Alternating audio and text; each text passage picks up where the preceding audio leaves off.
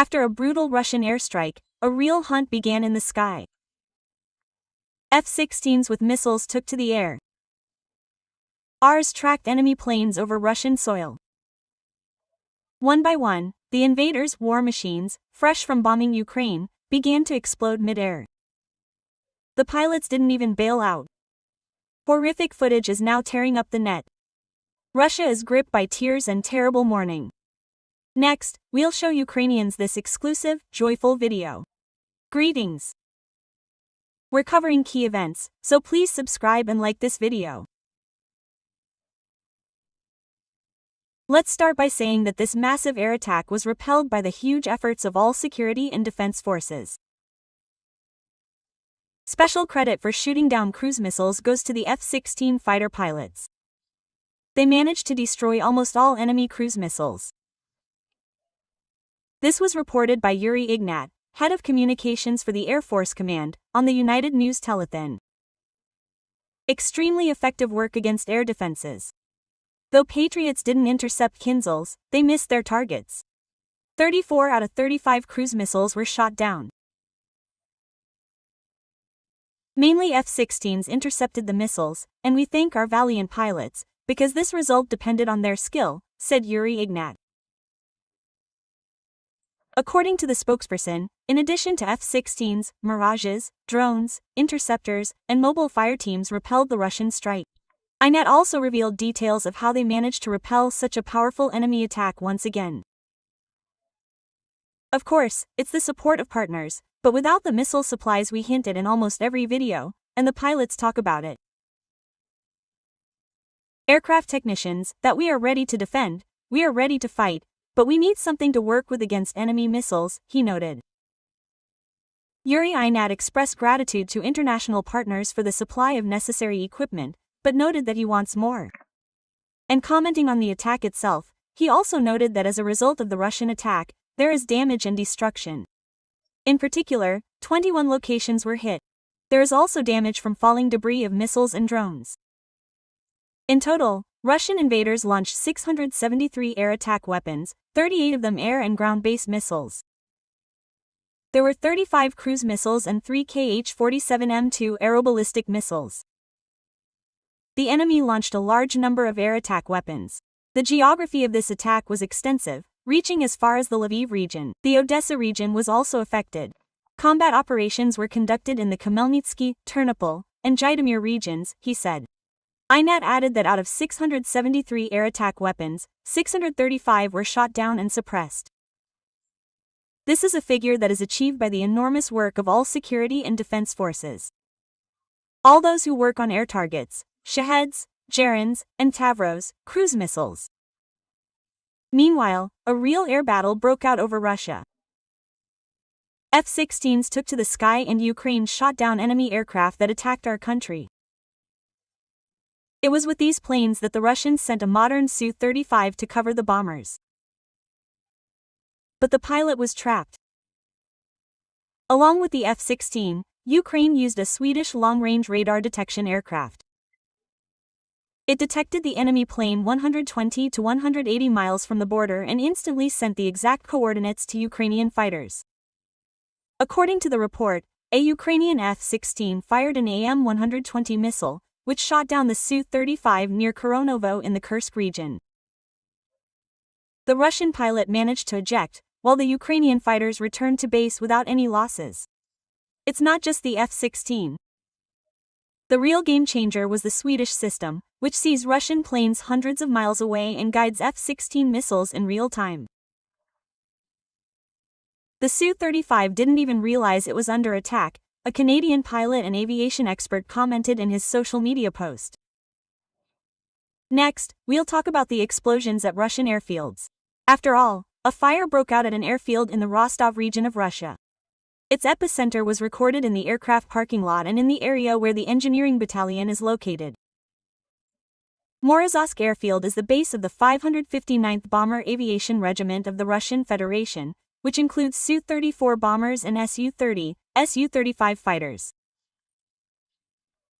Looks like it was an attack, noted the Crimean Wind Telegram channel, citing satellite imagery. This airbase has been targeted by Ukrainian strikes before. Footage surfaced online showing thick smoke rising over Morozovsk after explosions. Locals reported a major fire at the military airbase. Our intel hit 2 enemy fighters, Su-30s and Su-27s, in Lipetsk. A very unique op.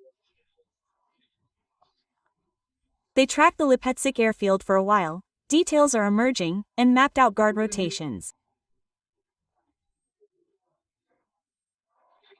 Our agents breached the fortified hangar where the 2 jets were.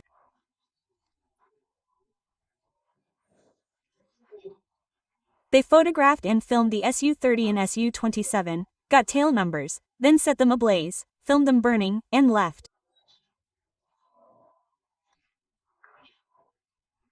Both planes burned in the hangar.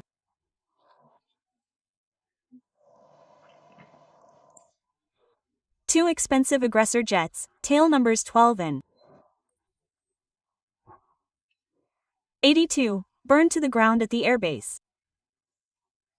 A fire broke out, and they burned. Estimated cost of the 2 planes is around $100 million. That's the kind of success our intel showed on enemy soil.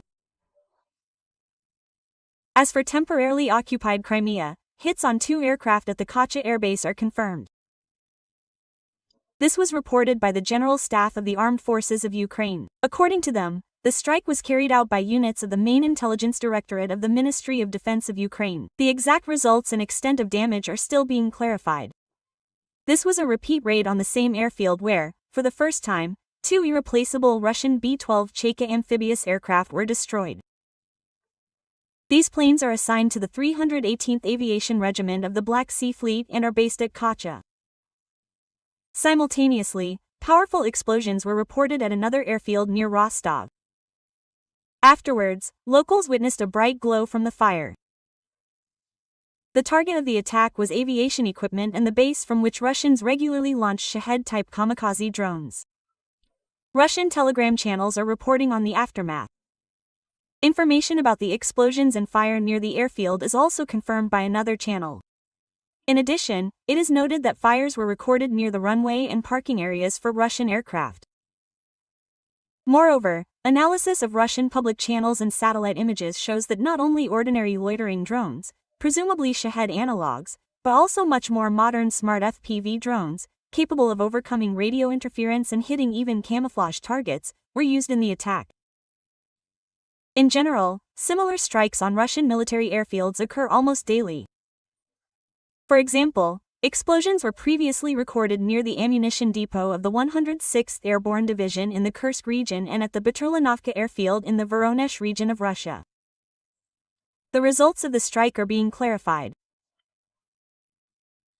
The defense forces are taking all steps to undermine Russia's military economic power and force it to end its aggression against Ukraine, the General Staff said. Prior to that, it was reported that Ukrainian forces hit 4 Russian Su-34 aircraft at another Russian airfield. At the site of one of the destroyed fighters, traces of a possible detonation of suspended weapons are visible. In addition, the attack sparked a fire in the airfield's technical and operational unit. There, the enemy prepares aircraft for flights, carries out their routine maintenance and repair. We continue to work on weakening the aviation component of the Russian army, the Ukrainian military emphasized, adding that the Su-34 is actively used by the Russians at the front to drop guided bombs. And, by the way, returning to the topic of Russian strategic aviation, it is worth recalling that during a combat mission to launch missiles, several Tu-160 bombers experienced serious technical problems. According to a source, a Tu-160 aircraft with tail number 04 was unable to launch a missile due to a failure of the launcher mechanism. Another Tu-160 with number 16 was struck by lightning, damaging the glass of the pilot's cabin. And the plane was forced to return to base without completing the task. In addition, another aircraft, which was supposed to take off from the airbase in Engels, did not take off at all. The reasons are not yet specified. As military expert Roman Svitin explained, this indicates the catastrophic state of Russian strategic aviation. According to him, AT-160s are no longer made in the aggressor state, and the Russians are forced to use machines made back in the Soviet era. In parallel, the Voronezh region of the RF also came under a massive drone attack, particularly near Borisogolbisk, where the airfield is located. Pilots from this airfield were planning another strike on Ukraine, but their planes burst into flames in the air during takeoff.